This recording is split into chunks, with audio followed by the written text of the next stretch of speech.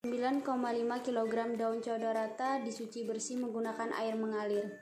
Daun dirajang kecil-kecil, kemudian daun dikeringkan, lalu daun di blender, daun diayak dengan mash, dimasukkan dalam wadah dan ditimbang. Proses maserasi dilakukan dengan merendam simplisia menggunakan pelarut etanol 96%. Pengadukan dilakukan setiap 8 jam. Setelah 24 jam dilakukan penggantian pelarut dengan cara penyaringan. Ekstrak dikentalkan menggunakan water bath. Ekstrak kental ditimbang dan disimpan dalam wadah tertutup rapat. 15 gram ekstrak kental disuspensi dengan Aquades, kemudian dimasukkan ke dalam corong pisah, lalu ditambahkan pelarut N-heksan ke dalam corong pisah.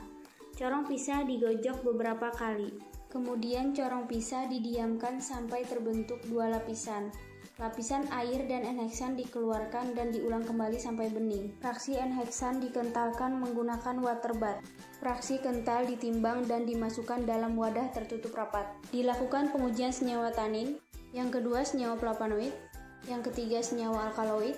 Yang keempat senyawa steroid dan senyawa saponin. Proses pembuatan gel yang pertama ditimbang semua bahan. Propilen glikol ditambahkan metil paraben lalu diaduk hingga homogen. Propilen glikol bagian kedua dicampur dengan fraksi N-heksan. HPMC ditambahkan ke dalam Aquades panas lalu diaduk menggunakan magnitex stirrer sampai mengembang. Karbopol dimasukkan ke dalam Aquades lalu diaduk menggunakan magnitex stirrer. Tambahkan tea lalu aduk kembali hingga mengembang sempurna. Campurkan semua dan aduk hingga homogen, lalu ditambahkan Aquades sisa. Gel yang sudah homogen dimasukkan dalam wadah yang tertutup rapat. Ditimbang berat badan 25 ekor tikus, lalu diadaptasi di kandang baru selama 7 hari. Bulu bagian punggung tikus dicukur menggunakan alat pencukur. Tikus dianestesi menggunakan ketamin dan selasin secara intraperitoneal.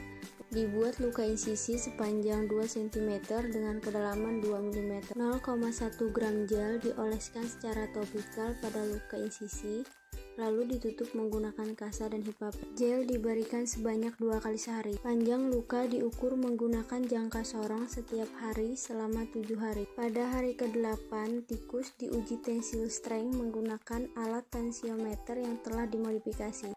Diambil bagian kulit di sekitaran luka dengan panjang dan lebar kurang lebih 2 cm. Bagian kulit yang telah diambil dibuat larutan homogenat dengan cara dikeringkan dengan oven pada suhu 60-70 derajat Celcius hingga didapatkan bobot tetap. Jaringan kulit yang telah kering digerus hingga halus, lalu ditambahkan sedikit demi sedikit PBS pH 7,4.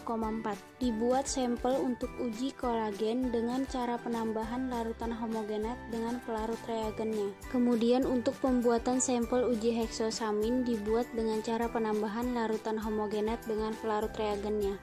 Terakhir, sampel dibaca menggunakan alat spektrofotometri UV-Vis.